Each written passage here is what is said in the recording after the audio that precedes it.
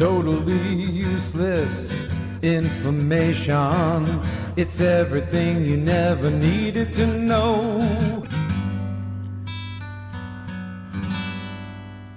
Happened today's history. What happens tomorrow is history. Welcome once again. Totally Useless Information with Nick and Roy. Over 87 countries, inching so close to 90 countries around the world, and of I course, didn't even know there were 90 countries. yeah, you can't even name 5. I had a Bronx education, a Bronx, New York education. Right. So we learned about like 2 countries. Right. Yeah. We thought there was the United States and Europe. Right. We thought Europe was one country. Yes. Of course, that was what you thought was geology. And also, Yes. we're on the iHeartRadio Talk Network, coast to coast in Canada.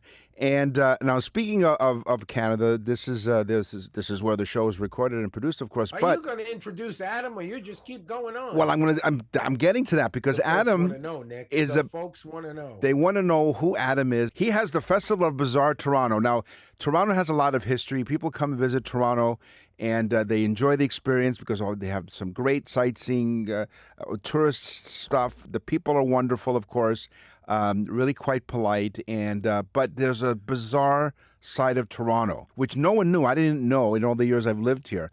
So there's a festival, the Festival of Bizarre Toronto History, was organized by our guest, Adam Bunch. Adam, welcome to Totally Useless Information with Nick and Roy. Oh, thank you very much for having me. Tell us. I knew that Toronto was bizarre. You'd be surprised what 20 loonies can get you. Yes. it can get you to host a podcast. So Adam, I said you're a historian. So tell us what got you into the history part of, history in general, and then specifically why the history of Toronto. Yeah, it's the city I grew up in and sort of grew up with my parents and grandparents telling stories about growing up here. And when I got a bit older myself, sort of fell into it by accident. Was working in the oldest neighborhood in the city, down by the St. Lawrence Market, with old buildings and plaques all the time, working an absolutely terrible, boring office job. I'd head out at lunch and get lunch in the market, read those plaques and sort of enjoy the old buildings, and sort of got drawn down a rabbit hole of stories that I haven't been able to take my way back out of. That everywhere you look in the city, in any city, you're just surrounded by all this history, all these stories that teach you something about the place you live, and sometimes they're pretty weird too. Well, usually when you visit a city, you check out a brochure, or maybe you go on their website online and check out the various things, attractions and whatnot in that particular city. But to come up with a festival that you have that lasts over a week, and we'll talk about that, but it's the Festival of Bizarre Toronto. So are that many bizarre stories about Toronto that basically inspired you to start a festival? Yeah, they are endless. I think I'm always looking for some sort of weird or unexpected little story that kind of connects to bigger history, and there are those sort of all over the place. So yeah, I always kind of wanted to do a history festival because there's so many people in the city doing amazing work who are incredible storytellers, and I always thought it would be nice to have sort of one event that would bring a lot of them together. And it eventually occurred to me that, yeah, bizarre might be a nice angle because it helps draw people in and it keeps things lively and interesting, but it is sort of an endless supply of them. This is our 3rd year, and I've got tons more ideas for future years. Wow. Adam, is it about the architecture or the stories, or like could you share one of the bizarre stories with us? Yeah, it's the stories is what always sort of hooks me in myself, and these stories, yeah, are endless. So, for instance, we're kicking off the festival on Monday, June 2nd, with a look at the guy most people consider to be the strangest prime minister in Canadian history. What, there's only one? There's only one? Yeah, I was just going to say, I mean, I'm from the United States. We look at them all like that. Right, yeah. Go ahead. Yeah, you should talk, but go on. But then again, we have Trump. Adam, Right, so- yeah. So who's There this? are So many strange stories about prime ministers, but the one who takes the title, I think, of the strangest is William Lyon Mackenzie King, who's uh-huh. also our longest serving prime minister. He was in office on and off from the wake of the First World War all the way through the Second World War. So decades. I think it's something like 26 years in Wow. total, which is a huge chunk of Canadian history. We learned after he died, when his diaries were published, that the whole time he was in office, he was also a dedicated believer in the occult, that Oh he boy. was Yeah. holding Yeah. seances, speaking to his dead mother, who he was pretty obsessed with, his dead mentor, another prime minister, Wilfrid Laurier, his dead grandfather, who was the old first mayor of Toronto, sometimes even taking advice from him. At one point, they sent him to Berlin in 1937 to meet with Hitler, which he did because he thought the ghosts recommended it. And that he was seeing other sort of supernatural signs around him all the time, like the pattern of his shaving cream in the morning or the leaves at the bottom of his teacup. He thinks once predicted a liberal election victory. This is someone who had incredible power and huge influence over Canada, and was also at the same time having this really weird personal life. He is endlessly strange. And that's William Mackenzie, huh? William Lyon Yeah. Mackenzie King. And That's so now Roy wants to know something about, so Roy, you have a question about the Don Jail? not really. No. Okay. So the Don Jail, it's like one of Toronto's most elegant buildings. I've been up to Toronto a number of times. Beautiful city, by the way, folks. If you haven't been to Toronto, and I'm talking to people in the US, it's so close. Get to see it. It's fantastic. But that's one of the buildings it's really an elegant, beautiful building. Can you tell us something about it? Yeah, it is. It's this beloved historical landmark, but because it is the old Don Jail and served as a prison from to the middle of the 1800s for ages into the future, it also has a pretty strange, grisly, gruesome side to its history too. This is where a lot of executions took place for many, many years. In fact, the last hanging in Canadian history happened at the Dawn in the 1960s, which was itself pretty gruesome, kind of a botched affair that has lots of disturbing details. And it's, I think, a great example of how in modern life we're still wrestling with history, in part because when the Don Jail was shut down as a prison and they expanded it into today, it's the Bridgepoint Healthcare Facility, a hospital. Wow.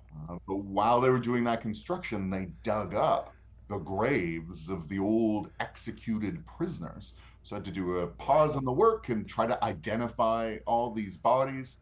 And there are multiple people who've written books about the Dawn. We're going to have a couple of authors, Lorna Poplack and Ed Brown, who have both sort of been exploring that history and of those bodies in particular. Nick was put in that jail during the 1800s for Yeah. what they called back then a DUNI, driving under no intelligence. And Right. he was driving his horse. Yeah, Roy talks about how old I am. He forgets because of his age that he's 2 months older than I am. I'm starting to feel it too, Nick. We're talking to Adam Bunch on Total Useless Information with Nick and Roy. This is part of the history here on the show today, and it's the Bizarre Festival of Toronto, and Adam has put this festival together. Adam, before we... You have, Nick, I have to interrupt you for 1 second Yeah. because you have historians and then you have cool historians. And see, Adam's a cool historian because he didn't just tell you the basic history. He delves into the crazy stuff, the bizarre stuff, which I love. I think it's fantastic. Go on. I'm sorry. Well, that's why I figured I'd book him on the show, because I know you like this sort of stuff anyway. Plus, Adam is a fantastic storyteller. Plus, because Nick has mostly bizarre friends anyway. So yes, and Roy and I have been friends since 1979. But no, I Adam didn't is... exclude myself, Nick. I did not exclude myself. No, not at all. Not at all. You'll be the first one to know. But Adam is such a great storyteller. I mean, we've seen many history programs on the History Channel or whatever, and you're sitting there and you're going, oh my God, just kill me now because this is boring. But when you have someone like Adam who tells a great story, you're hooked. You're interested in it. And not only do you find out the information from the festival, but you also want to go and do your own research after you're done learning about the stuff that Adam has presented. So I love game shows. I think gamification is one of the best ways to connect with everyone. And Toronto, it has no shortage of weirdest contests in the city's history. So, Adam, tell us as part of your festival the weirdest contest in Toronto's history. Yeah, it's the number of competitions of a strange nature that they used to have is quite something. So we've got three speakers coming to talk about this one. Okay. And there, yeah, lots from the week they decided to hand out cash prizes to the Torontonians who killed the greatest number of rats. To a summer, they did the same thing, but for kids and flies. One of the big ones is an event called the Great Stork Derby, which started in 1926 when a wealthy lawyer died who was also a practical jokester. And he set up his last will and testament to basically be one giant prank. So it was filled with weird clauses. Like, for instance, he gave a vacation home to some lawyers he knew who he knew despised each other. And they could only have this vacation home in Jamaica if they agreed to all share it, even though they hated each other. Okay. That's good. Yeah. And then the rest of his fortune he left to whichever woman in Toronto had the greatest number of children over the course of the next 10 years. It was 1926, when the Great Depression hit. His fortune got even bigger. He had invested in the idea of building a tunnel between Windsor and Detroit across the border that then got built. So his fortune got even bigger and it meant more because of the Depression. And so it kicked off what the media started calling the Great Stork Derby. So you'd get updates in the newspapers of all the women who were racing to have as many children as they possibly could. They interviewed the women and their husbands were just standing behind them smiling. Right. We're working on it. Yeah. Some of the photos of the families who it ended up being 4 families had 9 kids, and so split families and others settled for smaller amounts. And some of the photos, the looks on the parents' faces, they just look shell-shocked, surrounded by just a sea of children. I would guess that those women took it laying down, I think.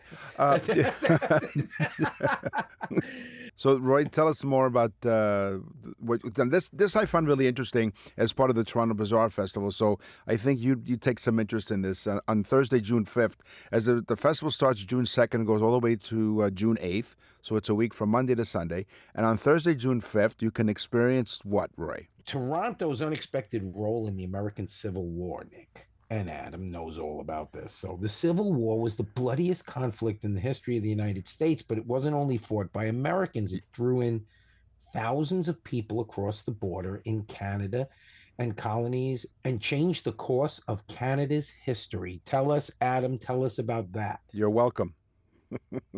You guys got paid for it, trust me. Were they mercenaries, Adam?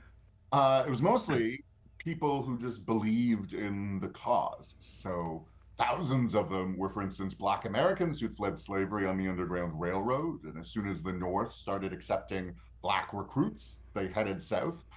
Some of them Torontonians too. The first Black Canadian to graduate from medical school, this guy Anderson Ruffin Abbott, he signs up for the Union, runs a hospital in a refugee camp in Washington, D.C., becomes friends with Abraham Lincoln, is even there the night he is dying after getting shot. And lots of strange connections between Canada and the South, too, and the Confederacy. A lot of Confederate secret agents started working out of Canadian cities, including Toronto. There's even a bizarre plot by Torontonian Confederates to firebomb New York City, which they tried to do. They set these fires. Thankfully, they burnt out pretty quickly. But lots of bizarre plots launched from Canadian soil that nearly led to war between the United States and Canada and the rest of the British Empire. And the fear of that tension is part of how Canada even became a country in the first place, that these British colonies in Canada all decided they better unite and become the country of Canada, in part to stand up against the Americans in case they ever did invade, like people were afraid they would. You know, it's and of course the War of 1812, but I mean, but it's amazing to me. Like I was reading, because I'm a history lunatic, so I read a lot. And I was reading about the Civil War, and I was reading that, and of course, everybody, if you say the Civil War, everybody says, "Oh, that was the war to free slaves." Well, that's part of it, but it's a very, very small part of it. The war didn't start because of that. It ended up as one of the great things that came out of it, but the war basically started because the South started dealing with countries like Canada and colonies up there, dealing with them one on one rather than using the North as the bank go between or the business go between. And the North started losing control because they were just either putting it together or being the bank. And what was happening was they were losing control because they didn't have the actual product to build. They needed that from the South. And so it was such an economic war more than it was a war over slavery in the beginning, of course. And then what better way to stop the stuff from coming than free the slaves who were picking the cotton and doing the fields? And now I'm boring everybody, but No, go no, ahead. it's a fascinating, but it's a fascinating history, right? There were a lot of Canadians who had deep economic ties to the South. A lot of that cotton was getting processed in a city like Halifax. So when the war started, yeah, there was a lot of debate about how much slavery was part of it, and lots of Canadians saw it as an economic thing. And Lincoln had tried to deny it was about slavery, and then other Canadians did see it as this battle over freedom and headed south as soon as they could to fight it Well, for he them. denied it was about slavery because it really wasn't about slavery. The slaves were a good thing that came out of the war simply because to cut off supplies, you take away the workforce, and the slaves were the South's workforce technically. So you took away 30-40% of their workforce by freeing the slaves, creating the Underground Railroad, giving them freedom. So, but by the way, I mean, there's so much history that goes into that stuff. I mean, it's just amazing to me. Oh, it's great. I read that and I'm like, wow, what the hell did I learn in school? Exactly. So, Adam, tell us about the festival, when it runs, and I want to go. I want to go. well, you And can if now. people don't want to go, they're crazy. This is cool stuff.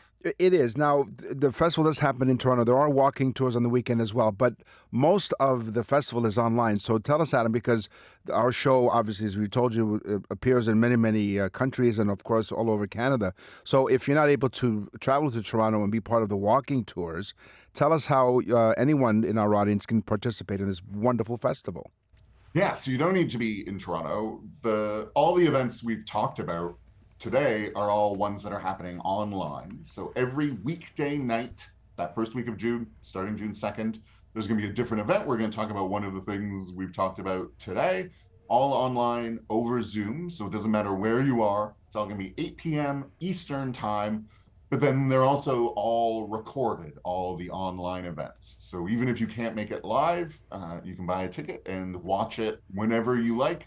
They're going to stay up on a private page where you can watch and rewatch them anytime you like. So all those online events are available to anyone wherever they are. So, again, to our listeners, Adam, where do they go? You head to bizarretoronto.com and you'll find all the information and link to buy tickets there. So, folks, and you can get involved in this, you can learn this stuff. And Adam is doing it online with the rest of the people involved. And so you don't have to be there. That's the beauty of this damn machine, Yeah, the you know what? learning power that it gives you. It does, and it's also just very much like this show. Don't even have to show up on totally useless information. Like we don't No, most of the time. exactly. We're shells of a people. Yeah. And a bunch. It's always a delight. We've spoken before the past couple of years, and we're really delighted that you joined us today and shared some of your fascinating stories, and of course, like I said, how you tell the stories. We're really looking forward to this great festival. And it's bizarretoronto.com, correct? Yes, it is. bizarretoronto.com, folks. Thanks for joining us. No, thanks for having me. And we've got to have Adam on for a separate interview for the interview show because you got more to say. I'm interested. Yeah. So So what we're going to do is we're going to have a spin-off show of some sort, and it's still under development. We don't even have a title for it yet, but we're working on it. We're workshopping a couple of ideas, but we'd love to have you on as part of a longer form interview show that Roy and I are beginning to develop.